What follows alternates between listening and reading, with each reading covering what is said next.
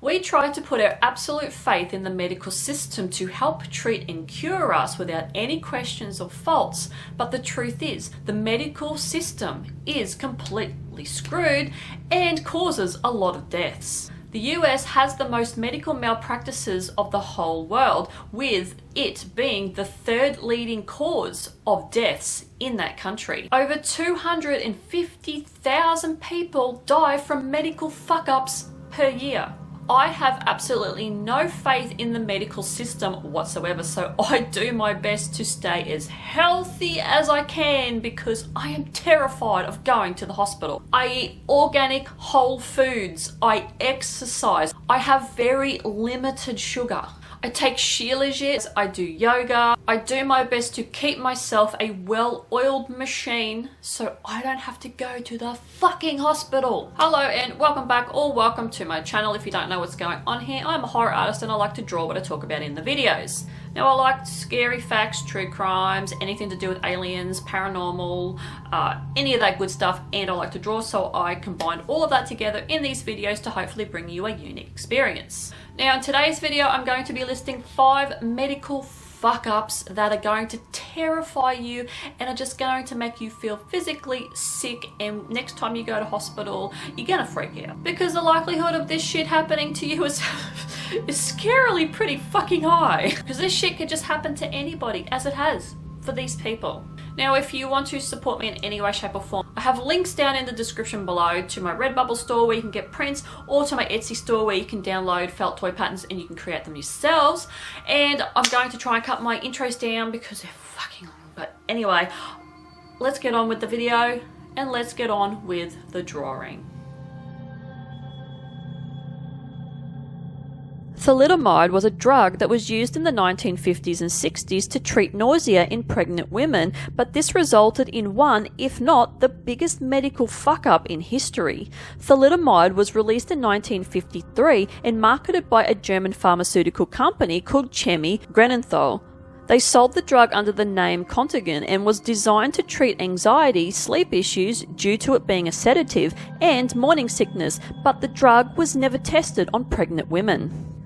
Unfortunately, pregnant women were prescribed and took thalidomide, and the fetus was affected with some of the worst defects, such as small and shrunken limbs, hand deformities, eye defects, problems with the urinary tract, heart defects, brain damage, and facial disfigurements. 40% died shortly after birth, and the estimated amount of babies affected is in between 10,000 to 20,000, but could be as high as 100,000. The severity of the defects depends on how far along the pregnancy was. Anything from 28 days downwards would result in defects, but if it was taken after 42 days of pregnancy, the fetus was relatively unaffected.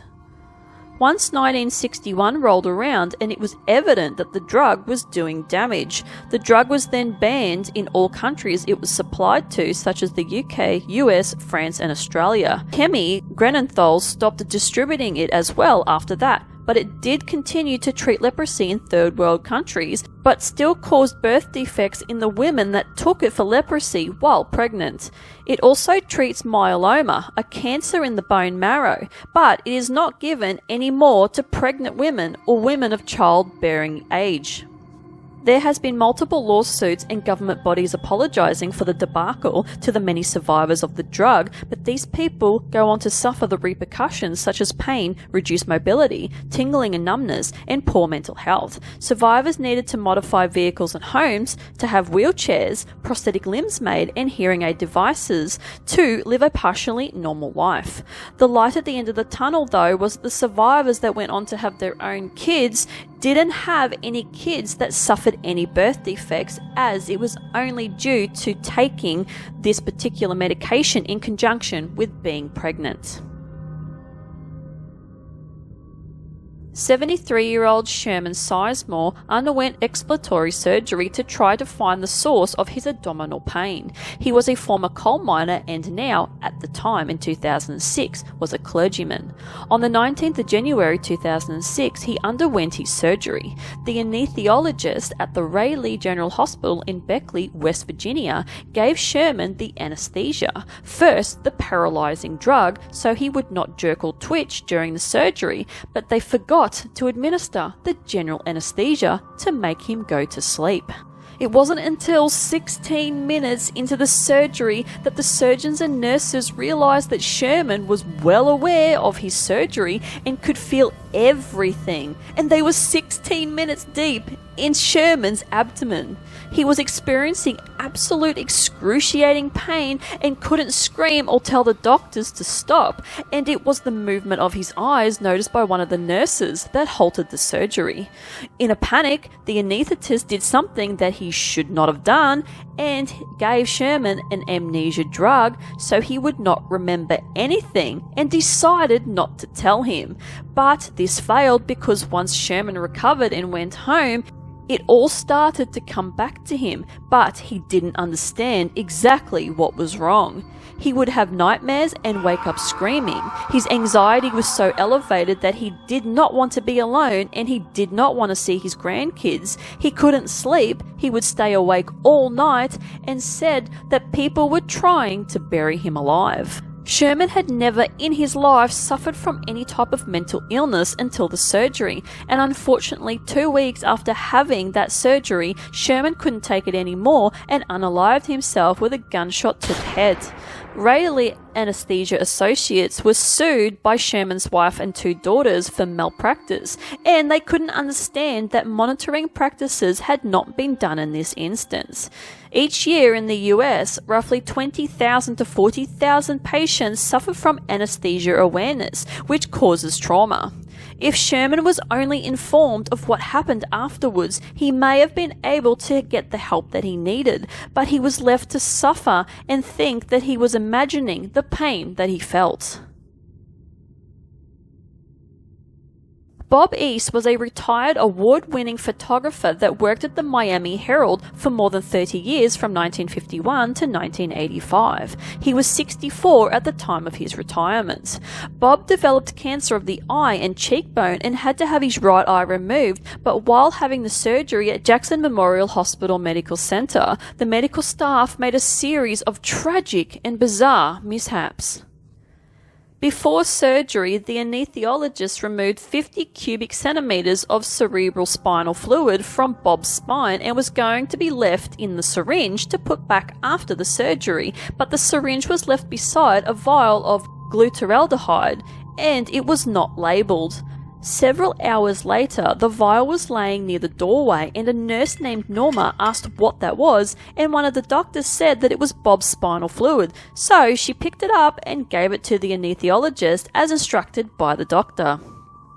The vial was then injected into Bob's spine. Even though Bob's body had replaced the fluid lost, the extra was to see if there was any leaks in the brain, which is apparently routine procedure. But unfortunately, the vial was the one with glutaraldehyde, and no one realized until one of the doctors asked where his glutaraldehyde was. Within seconds of them administering the glutaraldehyde into Bob's spine, it traveled through the spinal fluid up into the brain, destroying tissue and causing brain damage.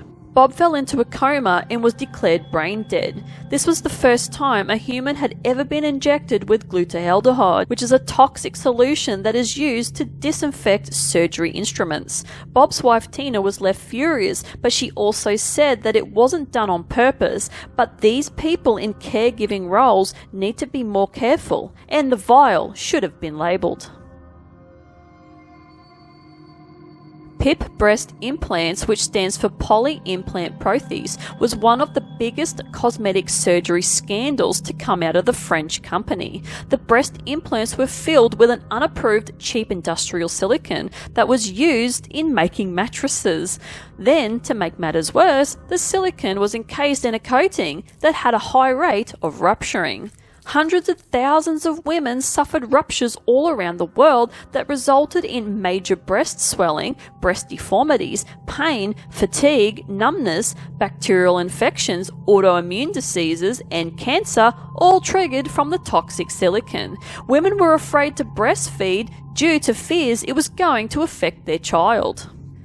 The founder of the company PIP, named Jean-Claude Masse, was charged with fraud in 2013 and sentenced to 4 years in prison, and he also had to pay 75,000 euros in fines, which is about an equivalent to 118,000 AU.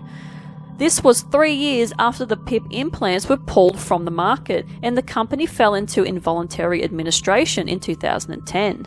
A Paris class action of 2,700 women said that they have suffered long-term mental and physical health problems from these dodgy breast implants, and all the victims of the PIP breast implants will allegedly be compensated years after the debacle.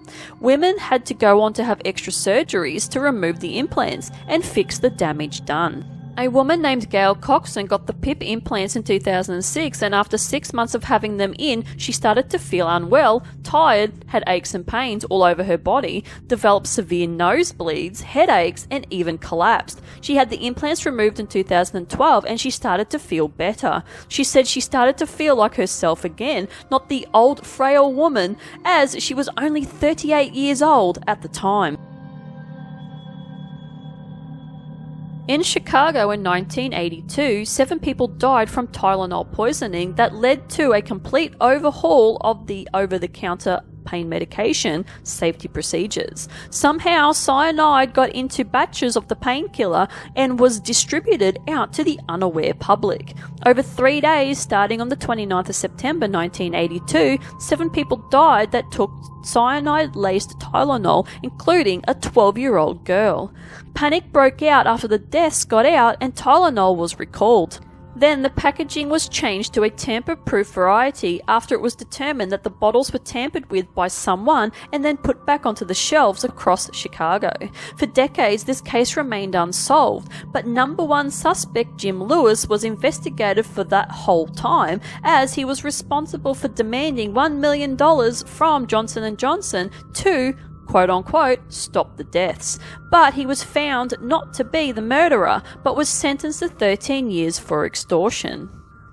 When the incidents happened and found that all victims had Tylenol in common, the bottles from the victims' homes were sent away to be tested, and they found that the capsules were swapped out with a lethal dose of potassium cyanide.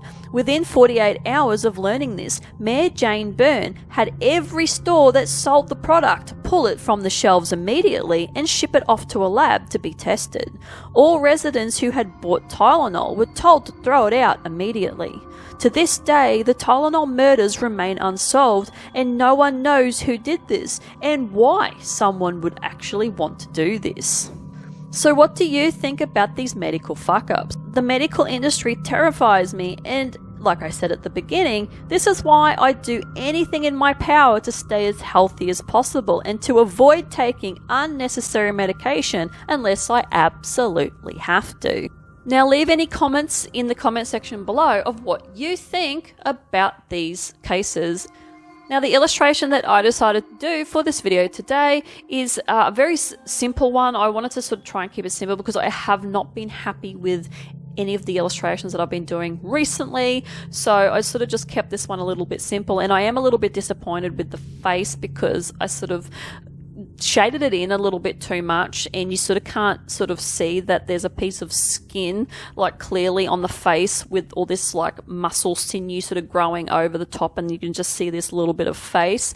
But the illustration portrays just a complete shit show of the medical industry, and it's just a representation of that with elements from the stories today, with the injections into the leg, and it's like poisoning this particular creature. The creature also has little short like T-Rex arms, and there is a leg that's sort of amputated. Then you've got the tentacles and the intestines also coming, like bursting out of the stomach with a scalpel, because the insides of this guy, for some reason, had a scalpel and just cut their way out, and it's just bursting out. There's also some stitches on there, And yeah, just the representation of the medical industry.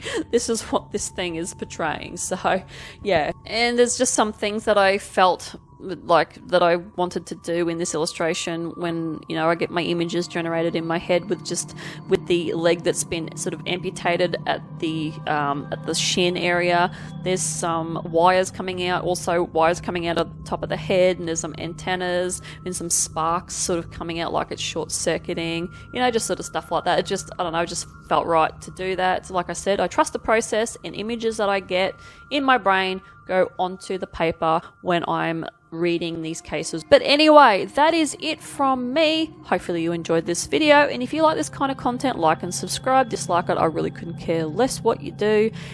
Any interaction that you give me goes towards the algorithm, and I will see you guys in the next one. Bye.